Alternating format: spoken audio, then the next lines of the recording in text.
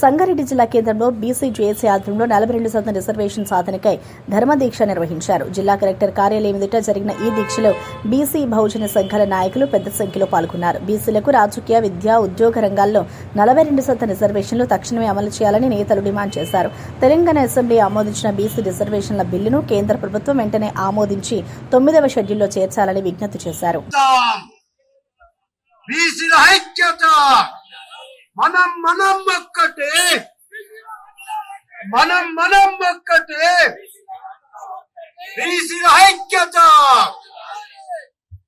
ఎండ్రికాయ సంస్కృతి మీదంతా ఎండ్రికాయ సంస్కృతి అంటే ఏంటి? ఒకటి పైకి పోతుంటే కట్ట ప్రయత్నం చేసాం రాష్ట్ర స్థాయిలో. వాస్తవానికి అది కుదరలేదు ఆ కాలంలో.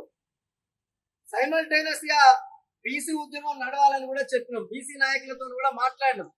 బట్ ఆ రోజు ఉన్నటువంటి పరిస్థితులలో చాలా మంది దాన్ని ఎజెండాలోకి తీసుకోలేదు. దానికి స్వార్థ ప్రయోజనాలు అనేకంగా ఉన్నాయి. ఒక నాయకుడు పైకి వస్తే ఏం చేస్తుందంటే తన రాజకీయ అవకాశాలను వెతుక్కుంటాడు. సమాజం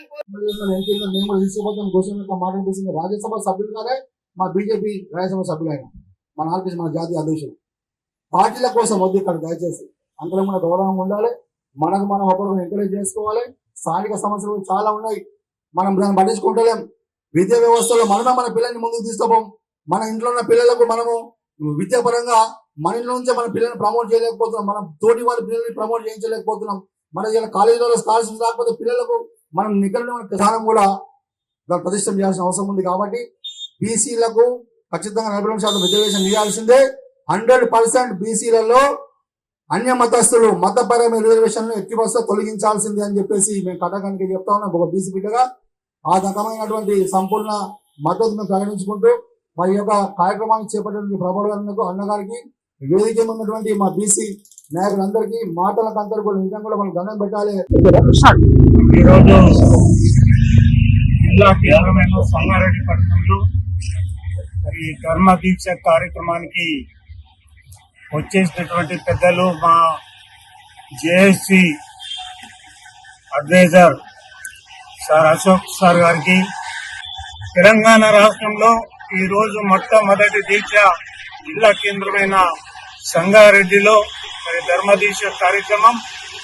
ముఖ్య ఉద్దేశం 42% బీసీ రిజర్వేషన్ పోరాటం పైనే ఈ దీక్ష చేపట్టడం జరిగింది. మన జాతీయ నాయకుడు, బీసీసీ రాజ్యసభ సభ్యులు, జేఏసీ చైర్మన్ ఆర్ కృష్ణన్న గారి ఆదేశాల మేరకు మరి ఈ రోజు ఇక్కడ ఈ దీక్ష ఏర్పాటు చేయడం జరిగింది. మరి బీసీలకు ఇచ్చినట్టే ఇచ్చి 42 బీసీ రిజర్వేషన్ అసెంబ్లీలో అమలు చేసి మరి దాన్ని గవర్నర్ వద్దనే పెండింగ్ పెట్టించి అడ్డంకులు వేసి దాన్ని ఎటు కాకుండా చేసి ఇలా బీసీలకు అన్యాయం జరిగే విధంగా బీసీలకు ఈ రకంగా 2 ప్రభుత్వాలు, కేంద్ర ప్రభుత్వం కూడా మరి పెద్ద మనుషులు 42% కి బీసీలు అంగీకారం కుదిరినప్పటికీ కూడా అది కూడా ఆపి ఇలా బీసీలను రోడ్ల మీద తెచ్చే ఉద్దేశం మరి కేంద్ర ప్రభుత్వం మీద వస్తుందని కూడా ఈ సందర్భంగా నేను తెలియజేస్తా ఉన్నా.